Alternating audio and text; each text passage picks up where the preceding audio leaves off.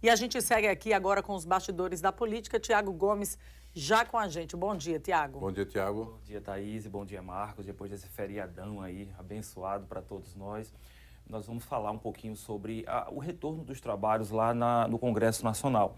O Congresso Nacional retomou os trabalhos, tá? Então vai retomar hoje com algumas propostas ali, algumas reuniões programadas, e uma delas é a CPI das bets, que já tem ouvido aí muitas pessoas envolvidas nesses jogos de apostas clandestinos, jogos de apostas online. E a novidade de hoje é que o delegado Lucimério Campos, que é o delegado da Polícia Civil de Alagoas, ele foi convidado pelo presidente da comissão lá, o doutor Irã, que é o senador da República, para prestar esclarecimentos nessa CPI. Segundo o senador doutor Irã, a contribuição dada pelo delegado Lucimério Campos em duas operações aqui envolvendo a investigação de influenciadores nessa questão da prática de apostas de jogos online, nessas plataformas, vai contribuir muito com a investigação nessa CPI. Vamos acompanhar. A Comissão Parlamentar de Inquérito que investiga irregularidades no setor de apostas online, as chamadas bets, vai ouvir Lucimério Campos, delegado da Polícia Civil de Alagoas. Campos foi o responsável pela operação Game Over, que desvendou um esquema de jogos de azar clandestinos, promovido por influenciadores digitais. A Polícia Civil de Alagoas deflagrou na manhã de hoje a segunda fase da operação Game Over. É uma operação que visa coibir a prática de jogos de azar, crimes contra a economia popular, que estão disseminados no país e no estado de Alagoas por meio da promoção de jogos clandestinos e ilegais promovidos no território nacional por meio de plataformas de origem estrangeira. No requerimento de convocação, o senador Dr. Irã destacou que o depoimento de Campos vai ser essencial para compreender a dinâmica entre os sites de apostas e os influenciadores digitais e ainda identificar as brechas na lei que facilitam essas irregularidades. Para o Dr. Irã, a experiência do delegado pode contribuir para a formulação de propostas legislativas e para o fortalecimento de mecanismos de fiscalização e controle dessas plataformas.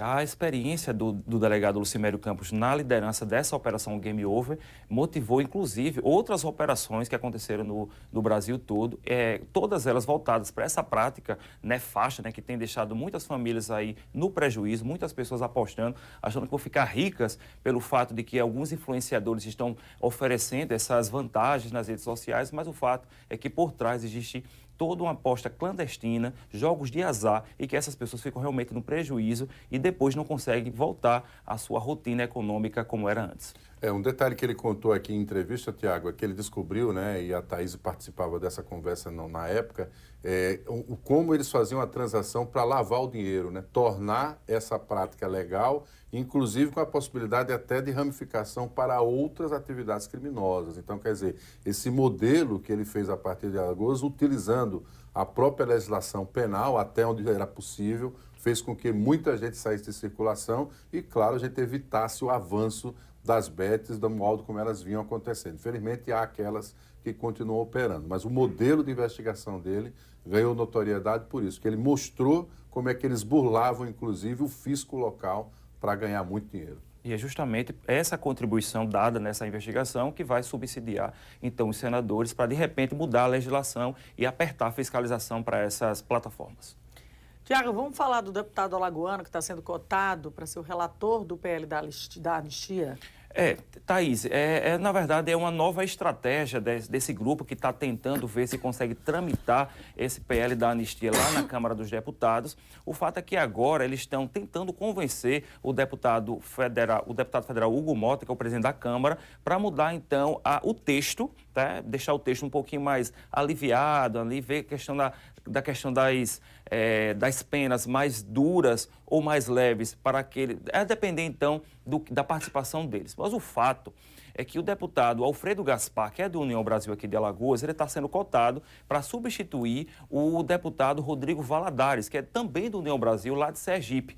atualmente, o Rodrigo Valadares é o relator desse projeto, tá?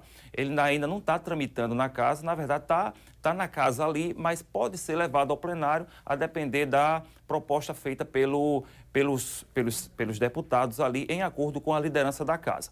O fato é que o deputado, ele, como já foi procurador da Justiça aqui de Alagoas, ele pode contribuir para deixar o texto um pouquinho mais claro, tá? E aliviar um pouquinho, deixar um texto mais confortável para a tramitação na casa. É essa a ideia, essa estratégia, então, além de se mudar o texto, obviamente, colocar um deputado que seja mais focado nessa questão aí de mudar o texto, deixá-lo mais judicialmente palatável, né? Vamos pensar dessa maneira. Mas o fato é que ainda não tem essa confirmação. Essa semana, o deputado Hugo Mota vai se reunir com os líderes e vai ver se há uma possibilidade ou não desse projeto ser colocado em prática. Ontem, o deputado Hugo Mota participou, na verdade, no último final de semana, ele participou de um evento lá em Minas Gerais para a questão em homenagem a Tancredo Neves, e ele comentou sobre isso. Vamos colocar na tela uma frase que ele colocou, tá? Mais uma vez ele falando que o foco da Câmara dos Deputados deve ser outras propostas, deve focar educação, saúde, segurança, enfim, foi isso que ele falou, e dizendo o seguinte, que esse projeto é um projeto que tem causado muita polêmica e divisão na casa. E não é isso que ele quer nesse momento, ele quer realmente agrupar essas correntes todas, tá? Tentar ver um consenso aí para, de repente, lá na frente colocar. Nós já falamos aqui que não é só o pedido de urgência na casa que vai fazer com que o projeto seja colocado em plenário. Isso vai depender muito do acordo entre os líderes e também da boa vontade do presidente da casa, que, por enquanto, não demonstra essa boa vontade, então. O projeto de anistia, ele nasce da ideia de que você vai livrar pessoas simples que foram condenadas a penas muito grandes e graves porque atentaram contra a democracia, mas ele foi redigido para beneficiar quem financiou, quem planejou e quem está sendo acusado de liderar o próprio golpe. Lê-se, politicamente no momento, o ex-presidente Jair Bolsonaro e seus assessores próximos, né? Tornar o texto mais leve é tirar essa cúpula e deixar aquelas pessoas simples, essas que foram condenadas a penas elevadas. A dúvida é, será que essa articulação vai atender ao que pensam os apoiadores do ex-presidente? Quem viver, verá. Quem viver, verá. É a grande pergunta, né? Gente, falar da Heloísa Helena, está prestes a assumir o mandato, elogiando o Glauber Braga. Como está sendo esse posicionamento da Heloísa? Todo mundo está observando a postura dela, uma postura sempre muito aguerrida, né? Falando muito, muito combativa. O fato é que o deputado Glauber Braga também é nesse mesmo perfil, e se ele for cassado, se existe essa possibilidade dele ser cassado realmente em plenário, isso não vai acontecer no primeiro semestre, já que houve um acordo aí para que isso seja pautado só lá para frente, tá? Ele também tem outra articulação para, de repente, apresentar um recurso, e se esse recurso for aceito, volta para a comissão de ética, e sim, vai tramitar um pouquinho mais essa questão aí da cassação dele em plenário. O fato é que a Heloísa Helena, ela é a principal beneficiada se Glauber Braga for cassado. Ela é a primeira suplente da chapa, né, que foi montada da época, que era PSOL Rede. Como era da Rede, ela foi a primeira suplente do partido, então ela deverá assumir se Glauber Braga for cassado. Mas o fato é que ela não quer assumir o mandato. Ela já saiu em defesa do Glauber Braga, dizendo que a maneira como está acontecendo a situação lá no Congresso Nacional não é das melhores possíveis. Vamos ver então o que foi que ela falou.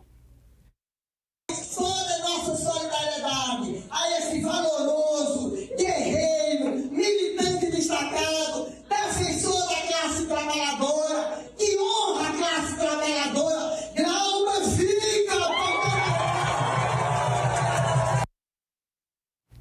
Então é isso, ela saiu em defesa do Glauber Braga, né, falando que ele é uma pessoa aguerrida, é defensor, então, das causas sociais, então ela não tem interesse nenhum em que, se for o caso, ela assumir, que não seja dessa maneira como está sendo proposto no Congresso Nacional. Pois é, e lembrando que o processo dele foi adiado por 60 dias, né? A avaliação aí, pelo menos as pessoas que apoiam o Glauber acharam que foi uma vitória não colocar imediatamente em pauta. Vamos mudar de assunto porque o governador de Alagoas está vivendo Um momento diferente, Tiago. Mas aí ele conheceu a médica Júlia Brito, que é filha de um médico renomado aqui de Alagoas, inclusive sócio de uma das grandes redes de clínicas aqui de Alagoas, e também da pianista, né? Da pianista Selma Brito. E no final de semana, o governador postou algumas fotos do seu pré-casamento, né? Naquele momento em que os noivos, eles fazem aquelas fotos para fazer... pré-wedding. É, o pré-wedding, né? Pré-wedding. Vocês estão vendo aí as imagens do governador numa praia paradisíaca aqui de Alagoas, junto com sua noiva. O casamento do governador Paulo Dantas está programado para o próximo mês de maio, logo no início do mês de maio aí. O local ainda não foi divulgado oficialmente, tá? Mas o governador está vivendo aí um momento assim muito romântico e nas redes sociais sempre fica elogiando muito sua noiva, a médica Júlia Brito, né? Que ela também, inclusive, lidera um dos projetos sociais do governo do estado recentemente. Então, nós queríamos fechar esse momento assim importante para dizer que o governador está amando, como muitos outros políticos aqui do estado de Alagoas, que aproveitam suas redes sociais também para, além de fazer política, também falar do seu amor para suas parceiras. Pois é, viva o romantismo, tá? Que está escasso. E o governador dando um exemplo aí de romantismo. Tá bom, você Marcos? sabe que ao lado, né, de um grande gestor tem que ter sempre uma importante, né, pessoa. No caso agora é a futura esposa do governador. Isso, e já tem gente até, inclusive, depois em outros momentos a gente vai trazer aqui também, tá? Não é como fofoca, mas estamos falando de política também, porque ele é um político, né? Mas assim, já tem gente anunciando nas redes sociais, políticos também, quem será, então, os padrinhos de casamento do governador Paulo Dantas. Há de se pensar que essa festa vai gerar em torno de mais de 1.000 pessoas em um local que ainda não foi divulgado aqui em Alagoas. O deputado Marcelo Vitor e o ministro Renan Filho, né? É eles, mas só que tem outras pessoas também que já tem uma anunciaram. fila longa, Sim, já anunciaram, Uma fizeram fila questão de longa. postar o convite que receberam do governador. Se os padrinhos políticos forem os padrinhos de casamento, é por aí, né?